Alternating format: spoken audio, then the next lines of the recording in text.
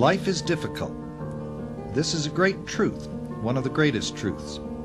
Yet once we truly see this truth, we transcend it.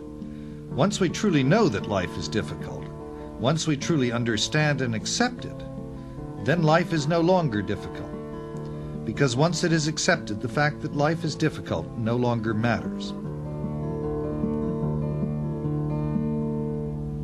In the following AudioWorks presentation, Dr. Scott Peck will read from his best-selling book, The Road Less Traveled.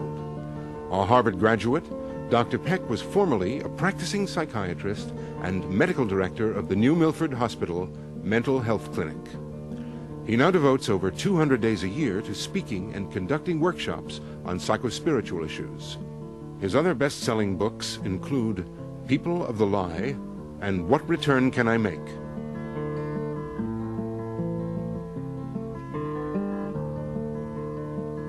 Dr. Peck. Life is a series of problems. Discipline is the basic set of tools we require to solve life's problems. Without discipline, we can solve nothing.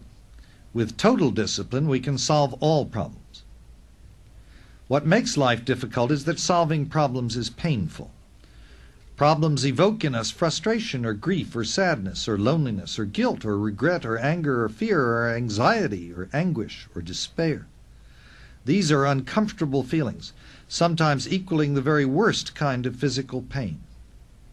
And since life poses an endless series of problems, life is full of pain as well as joy. Yet it is in meeting and solving problems that life has its meaning. Problems are the cutting edge that distinguishes between success and failure. Problems call forth our courage and our wisdom. Indeed, they create our courage and our wisdom. It is only because of problems that we grow mentally and spiritually. Wise people learn not to dread, but actually to welcome problems and the pain of problems. Most of us are not so wise. Fearing the pain involved, almost all of us attempt to avoid problems. This tendency to avoid problems and the emotional suffering inherent in them is the primary psychological basis of all mental illness. Since most of us have this tendency to a greater or lesser degree, most of us are mentally ill to a greater or lesser degree. Some of us will go to extraordinary lengths to avoid our problems and the suffering they cause, building the most elaborate fantasies in which to live, sometimes to the total exclusion of reality. In the words of Carl Jung, neurosis is always a substitute for legitimate suffering. But the substitute itself ultimately becomes more painful than the legitimate suffering it was designed to avoid. The neurosis itself becomes the biggest problem. True to form, many will then attempt to avoid this pain and this problem in turn, building layer upon layer of neurosis.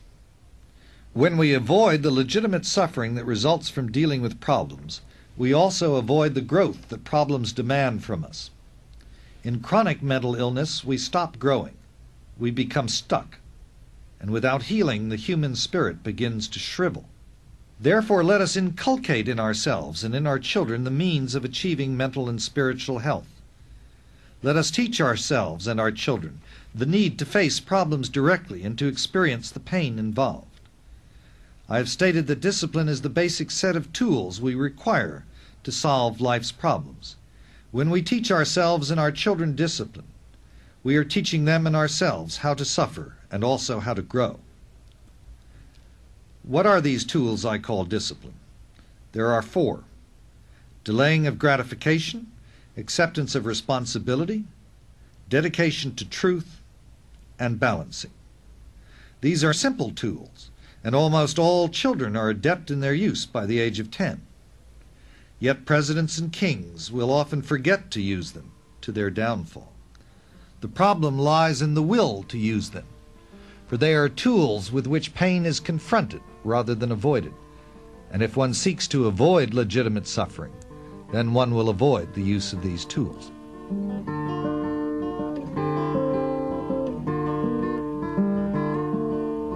First, I want to talk about delaying gratification. Not too long ago, a 30-year-old financial analyst was complaining to me about her tendency to procrastinate in her job. Finally, one day, we dared to look at the obvious. "Do you like cake?" I asked her. She replied that she did.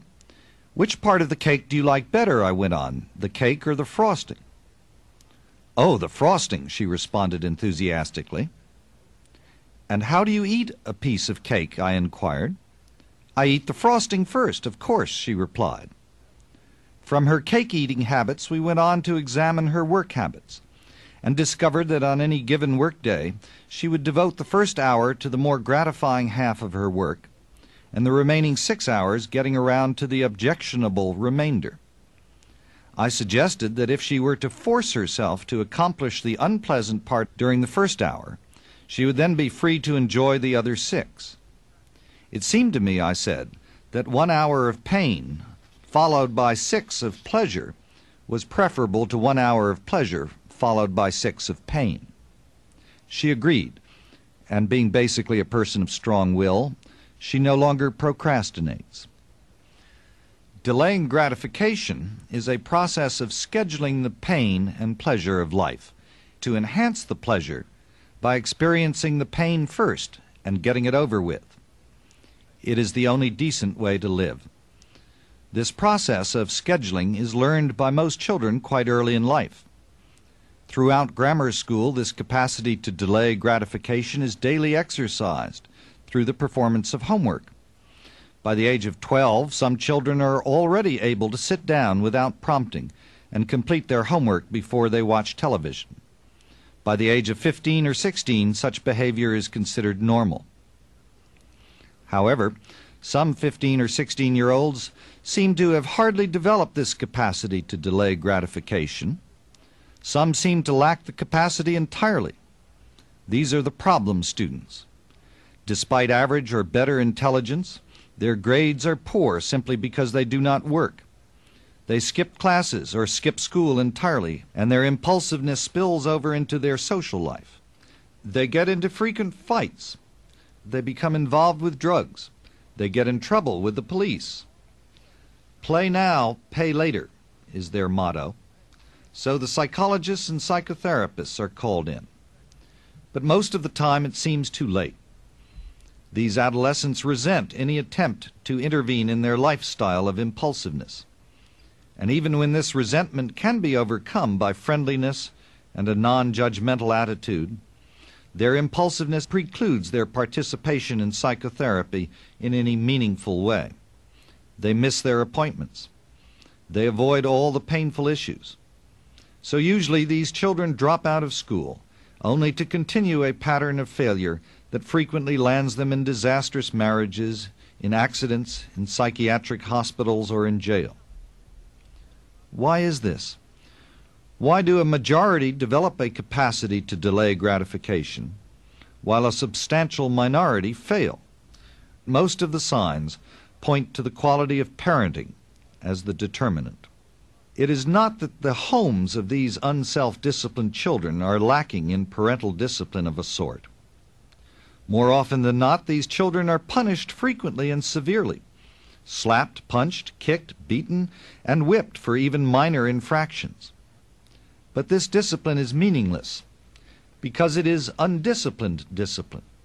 The parents themselves are unself-disciplined and therefore serve as undisciplined role models for their children. They are the do as I say, not as I do parents. They may frequently get drunk in front of their children. They may fight in front of the children without restraint or rationality. They may be slovenly. They make promises they don't keep. Their own lives are in disorder, and their attempts to order the lives of their children, therefore, make little sense to these children.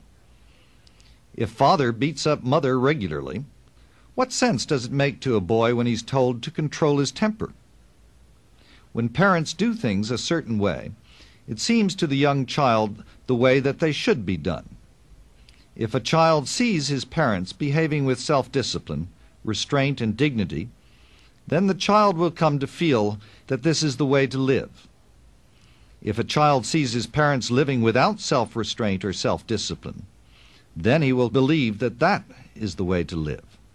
Yet even more important than role modeling is love. For even in chaotic homes, genuine love is occasionally present, and from such homes may come self-disciplined children.